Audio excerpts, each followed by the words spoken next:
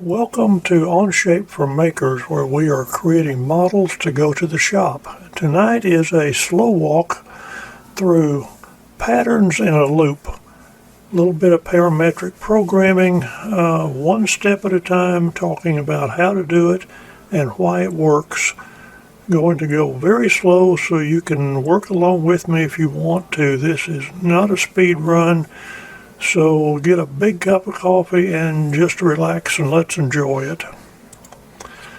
The model comes from Toby's website. It is one of 300 and something models he has over there for practice. Every one of them has got a verification so you know you got it right when you build it. He also has a new section for user input where you can donate models to put up there, and this is one of them. This one comes from somebody called Uncle Face. He's out on the West Coast. This is an interesting model. It's basically a wooden hot plate. It's got a series of slots on the back side. It's got the same slots rotated 90 degrees. It will be a lot of fun to build. The slots are 1/2 inch wide and 3/10 of an inch thick, and they're spaced at 1 inch intervals. To build it, we will build half of the plate and we will put 2 slots in it, and then we will use a pattern, linear pattern, in a loop to put the other slots in. Then we mirror and rotate, and then we will combine it using a Boolean and end up with a complete thing. The programming is not difficult. If you look at it from the center line, there's basically three dimensions. From the center line up to the first one is a 1/2 inch. From the center line to the second is 1.5 inches and 2.5. So 1/2, 1 1/2, 2 1/2. The count is 3. And if you look at the pseudocode, you would say for 3 times, create a slot with an offset. The array, the way we're going to do it is we will put these 3 variables in an array, and we will loop through the array, doing it once for 1/2 inch, once for 1.5 inches, once for 2.5 inches. The index for the array is 0 through 2. Most programming languages start with an index of 0. Fortran, COBOL, Pascal sometimes, the language R, which is a little more. And in the Unix world, the offset and ZEP suite, the awk has a index of 1, but mostly they start with 0, and certainly we do here. So we will loop from 0 to 2. And the 3 times we go through, we will modify the sketch. We will do an extrude remove to make the slot, and we will increase the index by 1 and then do it again. That's really all there is to it. It's fairly simple. We will go along one step at a time, looking at it and discussing why. So off to Onshape and let's get started. Okay, starting in Onshape.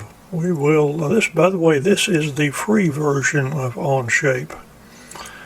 We're going down and create a new document. I'm going to call it hot plate. I can't type. Plate holder.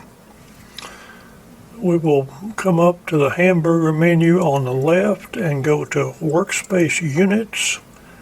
Units need to be in inch, and the mass properties needs to be in pound, green check mark, and we are ready to go. The very first thing we'll do is create a couple of variables. There's 2 or 3 ways to do them. The newest way is come over here to variable table, and we're going to create one called index in lowercase indx, and I'm going to say type, and type has to be a number because we are using number 0 through 2, and so it's a digit and it's a number type. The next one is going to be the offset, which are the spaces, and the type on it, I'm just going to say any, which means I can put anything in here I want as long as I tell it what I'm putting in. To put in one value, I could type in 0.5 inch and it's in, but I need 3 values. So to turn it from a simple variable, which you see here, to an array, I can go in and I can put a square open bracket and a comma, and then I can put 1.5 inch, comma, 2.5 inch, right square bracket, enter, and now when you look over on the left hand side, you'll see that we have an array, and if you'll notice there is in the grayed area to the right, when I move it I lose it, it says variable. That comes in from Onshape, and that is your index as to what element you want out of your variable. We will use index as that variable to pick up 0, 1, or 2 value. Might be not clear, it will be in just a minute. So we're through with this. I'll go ahead and hide that back. Start a sketch on the top plane. I'm going to do a circle, and the circle is 7.75. I'm going to green check mark, go to extrude. Half the width of the plate is 0.3. So I'm going to extrude that out to 0.3. After I extrude it to 0.3, I'm going to round the edge to 0.3. Check mark. I'm going to go down where it says here. I'm going to rename that to top plate. And then I'm going to right click one more time, and I'm going to say edit appearance and just pick a color. And there is the plate ready to go. Now if we look at the print, you'll notice this is the center. We're ½ inch up, ½ inch down, and all of these are tangent to a 6.25 circle. So what we will do is we will come out here, we will start a sketch with Shift S, do an N for normal, and then we will do a line which is a center midpoint line, which is Shift Y, by the way, for shortcut, and do a Q for a construction line, which is up here if you happen to pick it, and just arbitrarily come out here somewhere and put that in. And then I'm going to put another one vertically, and then this is where it gets interesting. I'm going to come up here somewhere and just put a short one, not very long, and hit escape and leave that. I'll come back to it in a minute. Now I'm going to go to C for circle, Q for construction, come out, and remember it's 6.25 to the tangency for the slot. So we have that. And I'll put that out of the way. Now all we need is a slot here, and to get a slot there are several ways. The way I do it is use the S key, and the S key, mine has it. If yours doesn't, right click on it, and you can go to customize and add anything you want to into this S key. Get used to it, it's really a time saver. But I'm going to put a slot, and the slot is a ½ inch wide, and I'm going to hit enter. The reason that is important is I did not dimension this length, so it is free floating, and the length of that line is determined by the tangency from here to there. So I'm going to come up to tangent, which is this constraint, select one end of this, one end of that, and that will make it tangent, and then I'm going to just pull it down. As you'll see, it stays tangent no matter where I pull it. It stays, and that's what we want it to do. Now we need this distance, and this distance is 0.5, which is the 0 element of that array.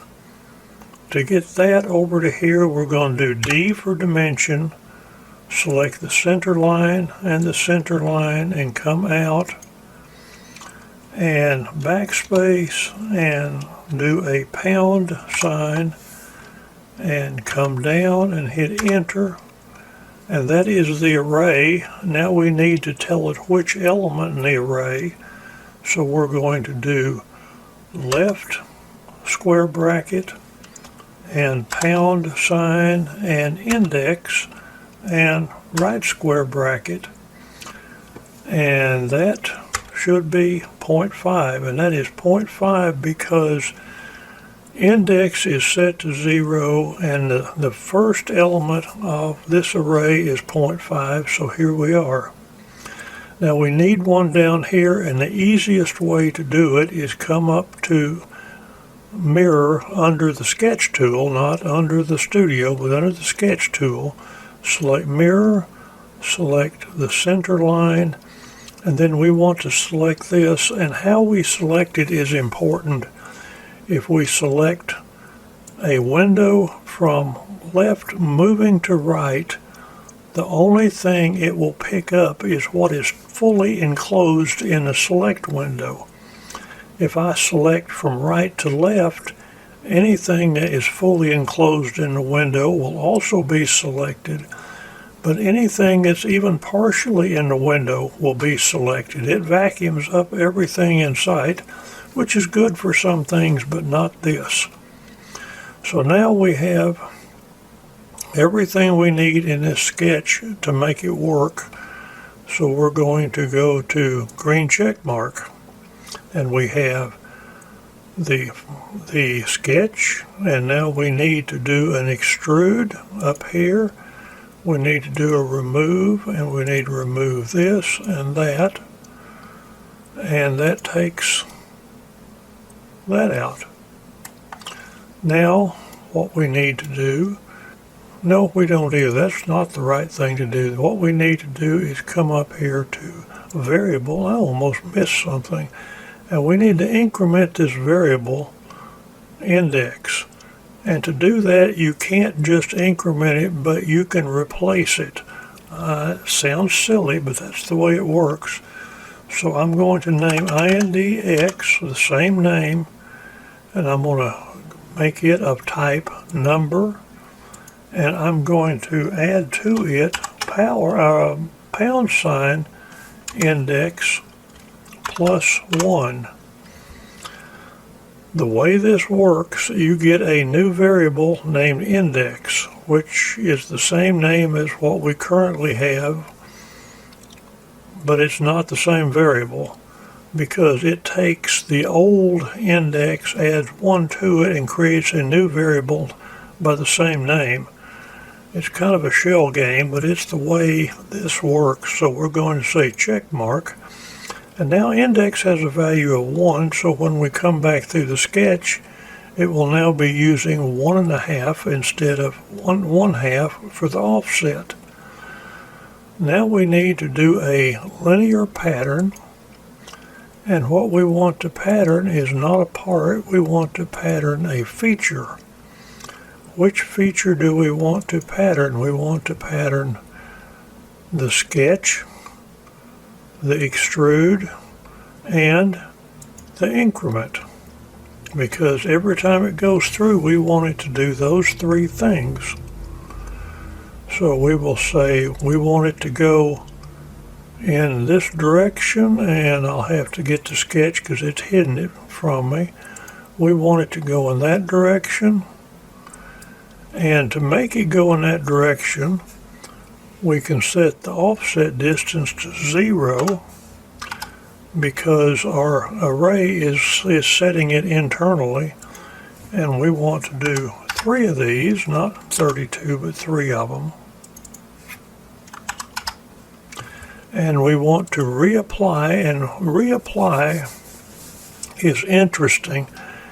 If you don't say reapply, Onshape tries to use as much pre-calculated geometry as possible to do the pattern. If you do reapply, it forces it to go back and recalculate everything. So as we change the sketch with the new dimensions, it will go back and regenerate the model with the changed dimensions.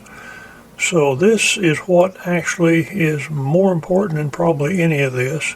And we'll say green check mark and push Shift P, and that gets rid of all of the sketches and all of the planes, and there is half a part.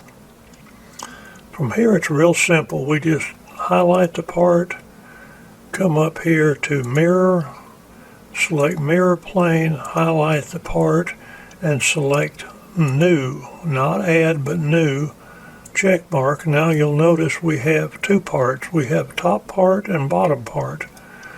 What we want to do is select bottom part and come up to the transform tool. We're going to use the transform tool to rotate everything 90 degrees. And the question is about what? Well, it's about the origin, but we're not currently showing the origin.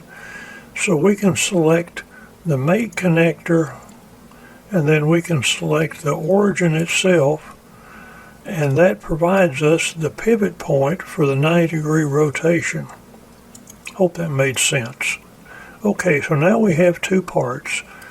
We have 2 choices. We can go to Boolean and we can make 1 part out of it and it becomes 1 part forever, or we can go to composite and make a composite part and still retain the 2 parts. In this case, there's really not a reason to, so we'll just go to Boolean. We'll select top plate, select part 2, select check mark, and that is the part. The check value, I forgot what it is, 860 something. We can right click, assign material, and this is my copy of Toby's library, and we'll pick American Cherry, check mark, and then down the bottom right hand side there's a little scale balance. Select it, and the answer should be 384. I think that's 90% right. Okay, 384 is the correct answer for mass on this part. I know that was kind of convoluted, but this is the index that starts at 0. This is the array of 1/2 inch, 1.5 inch, 2.5, and this is the sketch we use. Nope, this is the sketch we use for 1/2 inch, 1.5 inch, 2.5, and every time the pattern loops through it, it draws another one and does another extrude cut until you get all of the patterns together. By not having a dimension on a center line, that leaves this tangent capable of following this pattern and adjusting the length of the slot, which makes it all work in this.